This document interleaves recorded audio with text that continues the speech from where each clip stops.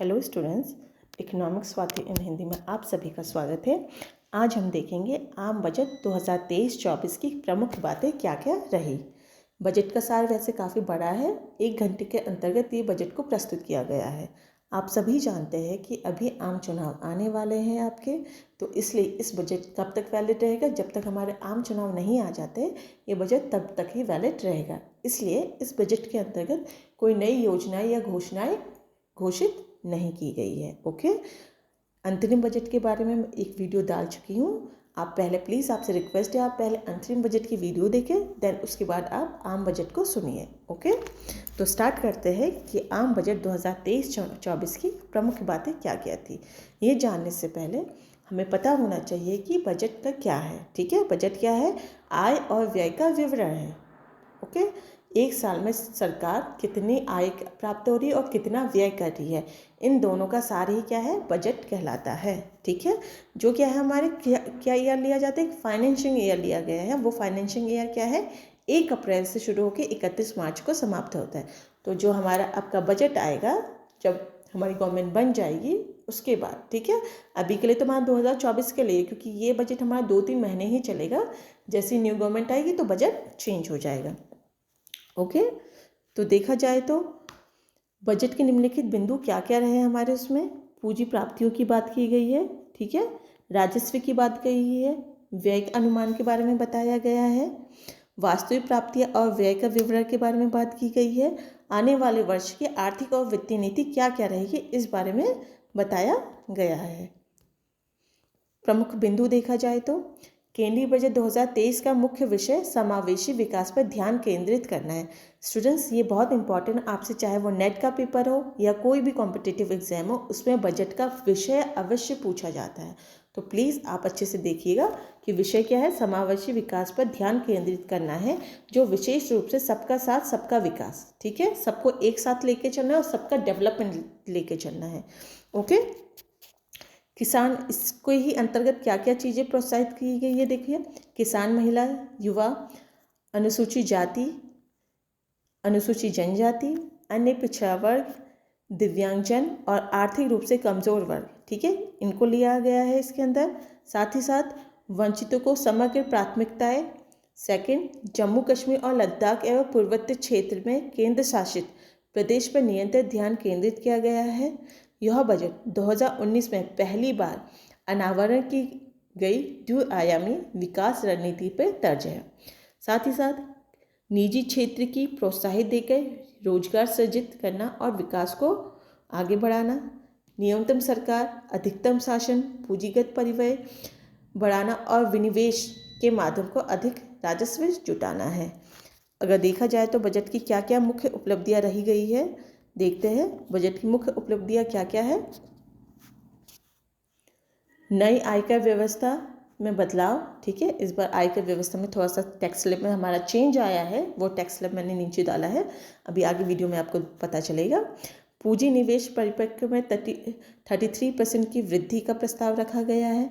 इसे बढ़ाकर 10 लाख करोड़ रुपये पिछले 1 दशक में सबसे अधिक है। साथ ही साथ सीमा शुल्क में परिवर्तन, मोबाइल फ़ोन निर्माण, झींगा हेतु खाद्य आदि के लिए कुछ निविष्टियों के आयात में कमी और सिगरेट, सोने की वस्तुएं, यौगिक रबड़ आदि के आयातों में वृद्धि की गई है।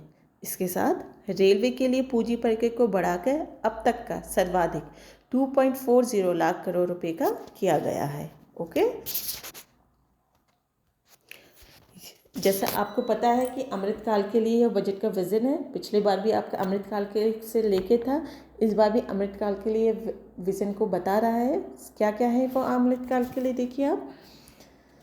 सबसे पहला है, इन्हें 3 बिंदुओं को फोकस किया गया है। फर्स्ट है, युवा वर्ग पर विशेष ध्यान देते हुए नागरिकों के लिए अवसर, रोजगार सृजन में वृद्धि, समृद्ध और स्थिर रहित आर्थिक वातावरण, इन तीनों चीज़ों को लेकर लिया गया है। नेक्स्ट, पिछले बजट में आपने देखा होगा कि सप्तऋषि प्राथमिकताएं की बात की गई थी, इस बजट में भी इसको दिखाया गया है। तो सप्तऋषि प्राथमिकताएं हमारे क्या क्या है? समावेशी विकास, यानी कि सबका विकास।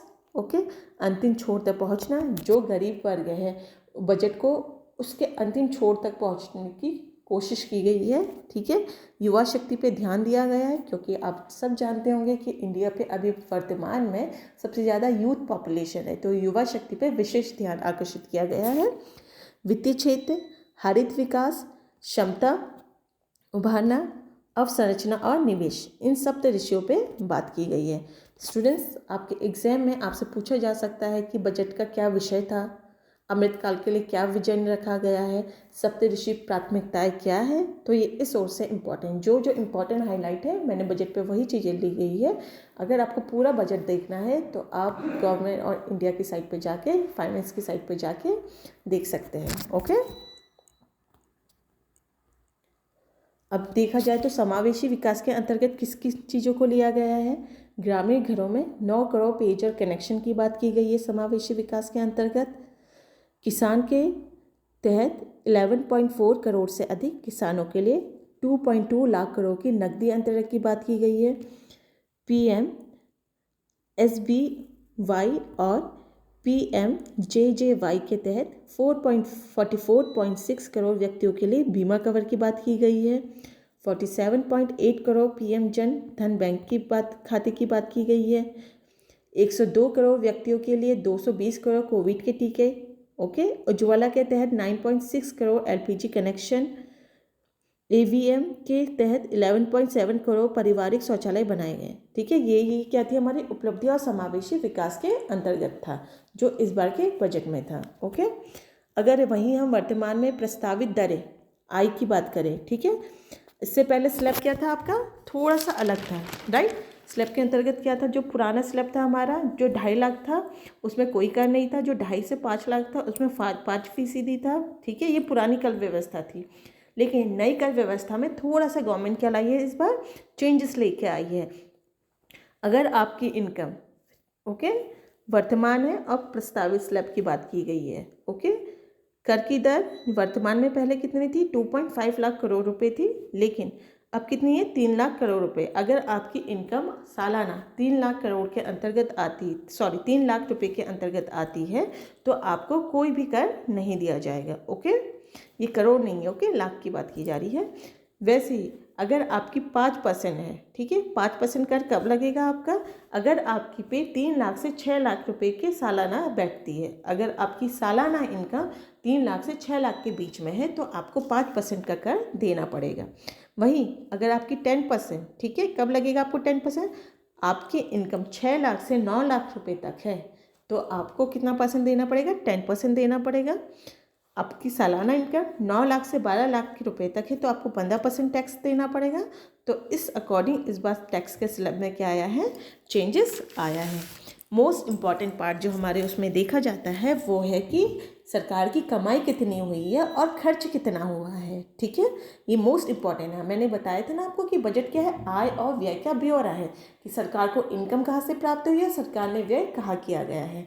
तो पहले हम देखें, रुपये की बात करें तो 1 रुपया हमारा आया कहाँ से है और 1 रुपया गया कहाँ से। फॉर एग्जाम्पल अगर रुपीज़ के अकॉर्डिंग करें, जैसे 1 रुपीज़ है, अब ये 1 रुपीज़ को मैंने कहाँ कहाँ बांटा है। अगर हमारी बड़े लेवल पे मत देखो, अगर अपनी फैमिली पे ही देखो, हम बजट कैसे बनाते हैं कि एजुकेशन में बच्चों की इतना खर्च करना है, फैमिली में इतना लगेगा, हेल्थ में इतना लगेगा, तो इस अकॉर्डिंग हम पूरा बजट बनाते हैं ना। सेम गवर्नमेंट भी क्या करती है कि ऐसे ही बजट बनाती है। तो फर्स्ट हम देखते हैं कि कमाई कहाँ कहाँ से हुई है सरकार को। ठीक है, तो सबसे ज़्यादा अगर देखें तो इस बार भारत सरकार को 28%, ठीक है, कितना परसेंट, 28% किससे प्राप्त हुई है, आपकी उधार और देयताएं से हुई है। ठीक है, जिसके अंतर्गत देखो ऋण और अगर अन्य देयताओं को मिला दिया जाए तो 34% किससे हो रहा है, आपका उधार देय से हो रही है। और उसके बाद दूसरे नंबर में सबसे ज़्यादा क्या आ रहा है आपका, वस्तु एवं सेवा कर। कितना हुआ है वस्तु एवं सेवा कर से आपको, 17%। ठीक है, सेकंड में क्या है आपको, वस्तु एवं सेवा कर से, टैक्स से, यानी कि सरकार को अच्छी खासी इनकम प्राप्त हो रही है। अगर सेकंड देखा जाए, थर्ड देखा जाए तो इनकम टैक्स 15%, इनडायरेक्ट टैक्स से सरकार को कितनी हो रही है, 17 हो रही है, और वहीं इनकम टैक्स से, डायरेक्ट टैक्स से कितनी हो रही है, 15%। तो हाइस्ट जो देखा जाए तो गवर्नमेंट को रेवेन्यू कहाँ कहाँ से जनरेट हो रहा है, सबसे पहले आपका है क्या है, उधार से। ओके, सेकंड क्या है, वस्तु और सेवा का, थर्ड है आपका आय। तो इन तीनों को अच्छे से याद रखना है स्टूडेंट्स। आपके नेट के पेपर में पूछा जा सकता है आपको इंडिविजुअली कि इस बार गवर्नमेंट को किस सेक्टर से सबसे ज़्यादा इनकम प्राप्त हुई है। ओके, उसके साथ निगम कर से आपको 15% हुई है, ठीक है। देन आपका केंद्रीय उत्पाद शुल्क में 7% है, वहीं आपका कर रहित प्रक्रिया में 6% है, और वहीं ऋण रहित पूंजीगत प्रक्रिया में 2% है, और सीमा शुल्क में 4% है। ओके, अभी तो ये तो हमने देखा कि 1 रुपया आया कहाँ से है, ठीक है, सरकार को कितनी कमाई हुई है। वहीं अब सरकार ने कहाँ पे कितना कितना खर्च किया है। कॉमन बात है, अगर सरकार उधार ले रही है तो देगी भी सबसे ज़्यादा कहाँ पे, उधार पे ही ज़्यादा करेगी। तो जो हमने उधार लिया है उस पर ब्याज पे भी करेगी, राइट। तो ब्याज भुगतान में सरकार कितना पैसा दे रही है, 20% दे रही है, ठीक है। उसके बाद अगर देखा जाए तो करों एवं शुल्कों में हिस्सा अब क्या है आपका, GST लग रहा है, आपका CGST लग रहा है, SGST लग रहा है। तो सरकार को क्या करना है, आपको सेंट्रल गवर्नमेंट को, स्टेट गवर्नमेंट को भी देना है, राइट। तो कर और शुल्कों में कितना है, 18% है। उसके बाद केंद्रीय क्षेत्र पे है 17% है। ओके, रुपया यहाँ पे सरकार ज़्यादा खर्च कर रही है। देन उसके बाद देखा जाए तो वित्तीय आयोग के अंतर्गत 9 है, केंद्रीय योजनाओं के अंतर्गत भी 9% है। ओके, अन्य व्यय है आपके 8% सरकार के, रक्षा में भी 8% कर दिया हुआ है सरकार ने। 8% सरकार क्या कर रही है, डिफेंस में खर्च कर रही है। ओके, और पेंशन में 4% है, और सब्सिडीज़ में 7% है। तो ये था हमारा कि सरकार को पैसा कहाँ आया है और सरकार ने कहाँ पे कितना खर्च किया गया है।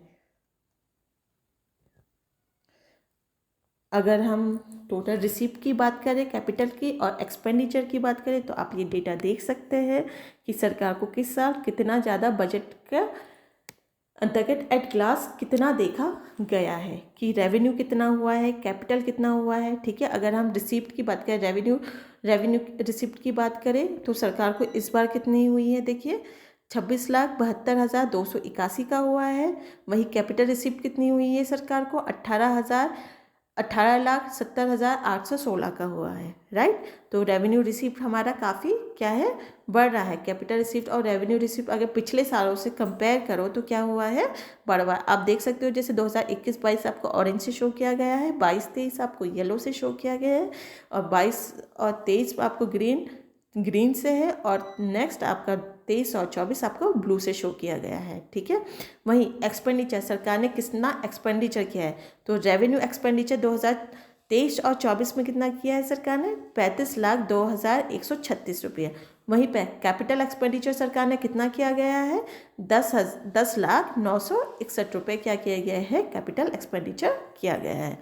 आई होप स्टूडेंट्स आपको ये वीडियो समझ में आया होगा। अगर आपके कोई कमेंट है, सजेशन है, प्लीज़ दीजिएगा। अगर आपको में से कोई और टॉपिक पढ़ना है इकोनॉमिक्स का, कोई भी, एनी भी, 11th 12th BA MA net किसी का भी, तो प्लीज़ कमेंट में करिएगा। मैं कोशिश करूँगी कि मैं आपको वो चीज़ें अच्छे से पढ़ा सकूँ। Thank you so much students.